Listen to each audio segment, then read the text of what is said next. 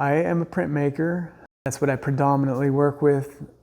That's how I've got my name, through printmaking, but I also work with all sorts of art medium. It's, my passion is art, and so using that to speak to people and share, sharing is what art making is all about, really, whether it be you're sharing your soul or, sharing the processes, sharing the story. So art is my passion for communication, and I became a printmaker by looking for a way to make a living, basically, because I was trying to find that avenue in life, and I was working for a potter in Johnstown, Pennsylvania, and she kind of helped me figure out the way to go to craft fairs and how to promote yourself, how to do all that kind of work. So I'm really grateful to her, and since then I've used printmaking as my method of making a living, and I've kind of become more of a teacher nowadays, now that I'm a little older and I kind of know the processes and everything, so I'm really passionate about teaching and sharing. I mean, I went to WV and studied to become an art teacher, and I subbed for about 10 years and never really had the desire to jump in all the way, because I had this other side of me who wanted to be an artist, and so it was always this tug and pull. But in the more recent times, I've managed to get the Ferry House running, and we are able to teach classes here.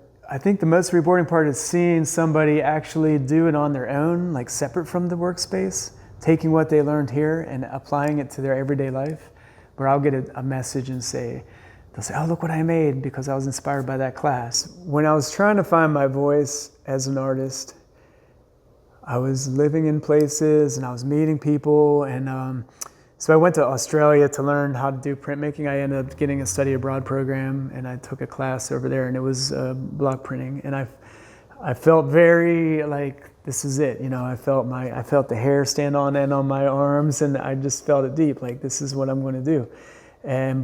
But my voice was still, I wasn't sure who I was, I wasn't sure. So I was meeting like Aborigine people there, and they were making amazing art, but they were Aboriginals, They were from Australia, they were, or even like African Americans. You see some good art by them, but they were like focused on their heritage, and that's who they were. And I was just like this white guy from America, and I'm like, what's my voice? So I'm originally from Johnstown, Pennsylvania, right, which is in the Appalachian Mountains.